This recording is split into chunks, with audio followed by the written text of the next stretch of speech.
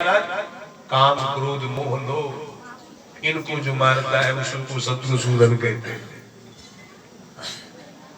ऐसा ही शत्रुसूदन है विदुर जो सनकादिक नारद ऋभु हंस अरुणि यति ये सब जो है ब्रह्मा जी की ही नैष्टिक पुत्र है। इन्होंने शादी नहीं रची तो शादी नहीं रची तो परिवार इसका बड़ा नहीं हुआ, केवल ब्रह्मानंद में डूबते हैं। और उसके बाद भगवान ब्रह्मा की पीठ से एक पुत्र हुआ है जिसका नाम है अधर्म। और उस अधर्म का भी चरित्र आप थोड़ी देर सुन।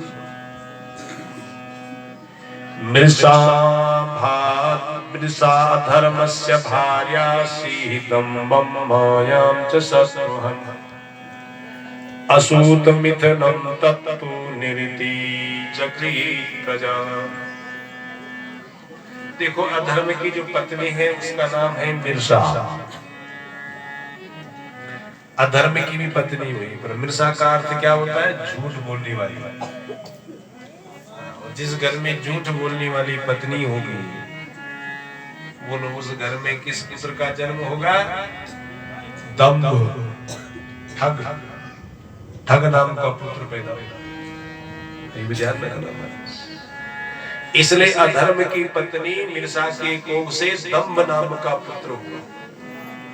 दंभ का पुत्र हुआ लोभ। जहां ज्यादा ठगी होगी वहीं तो लोभ होगा, लोभ का जन्म होगा। और लोभ का बेटा हुआ निकृति और निकृति का बेटा हुआ क्रोध। जिसको कुछ नहीं करना उसको क्रोध ज्यादा होता है। और क्रोध का बेटा हुआ हिंसा। क्रोध क्या करता है? हिंसा ही करता है। क्रोध आए नहीं तो सीधा मारना शुरू करोगे। और हिंसा का बेटा हुआ कलह। और कलह का बेटा हुआ मृत्यु। और एक बात ध्यान देना, जिस घर में कलह है उस घर में अकाल मृत्यु बहुत है, ये भी ध्यान रखना। इसलिए कलह से दूर लो। वहां जरूर किसी न किसी की मृत्यु जरूर है। मृत्यु तो सबकी होनी है, पर अपने पूर्ण आयु भोगने के बाद मृत्यु हो तो अच्छी बात है, पर पहले ही मृत्यु हो रही है इसका मतलब कलह। और कलह का पुत्र मृत्यु हुआ, मृत्यु का पुत्र हुआ यातना और यातना का पुत्र हुआ नरक। अब सोच लो, अधर्म के कारण ही नरक का निर्माण हुआ है। अधर्म का वंश जहां पनपेगा उनके लिए नरक स्वयं अधर्मियों ने बना दिया है, विधर्मियों ने बना दिया है। तो इस प्रकार से मैत्रेय जी कहा है विदुर, ये अधर्म का परिवार है जो हमको नरक पहुंचाता है। इसलिए अधर्म कभी भी ग्राह्य नहीं है, धारण करने योग्य नहीं है। केवल धर्म को धारण करो और उसी में अपना मंगल करो। फिर यहाँ पर आपने कल कथा सुनी थी कि स्वयं मनु महाराज के दो बेटे हुए थे। एक नाम है प्रियव्रत, एक नाम है उतानुपात। अब उतानुपात जी महाराज का चरित्र आ रहा है, उसको भी अति सूक्ष्म विधि से हम आपका उस प्रसंग से भी करवाते हैं। आइए उसको भी ध्यान पूर्वक। कथा सूक्ष्म होगी परंतु आपका विशाल बुद्धि से उसका विस्तार होगा। मेरी द्वारा विस्तार होगा तो फिर यही 7 ऋषि पर रहेंगे। नहीं, आपकी बुद्धि के द्वारा विस्तार और मेरी बुद्धि के द्वारा सूक्ष्म।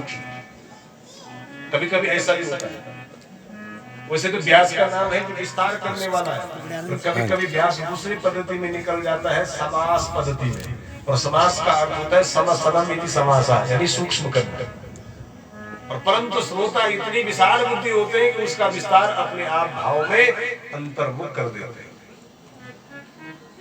तो आए प्रिय व्रतोतानुपादौ शतरूपापते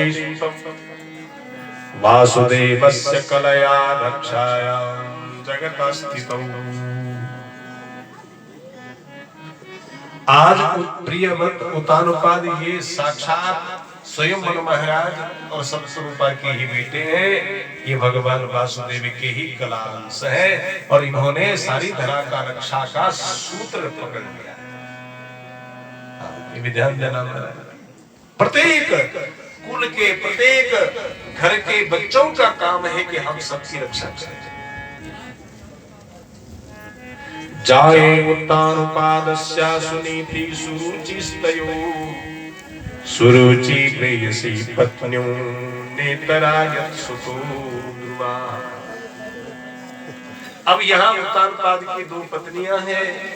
पहली पत्नी का नाम सुनीति, दूसरी पत्नी का नाम सुरुचि। ये कथा सबको आती है।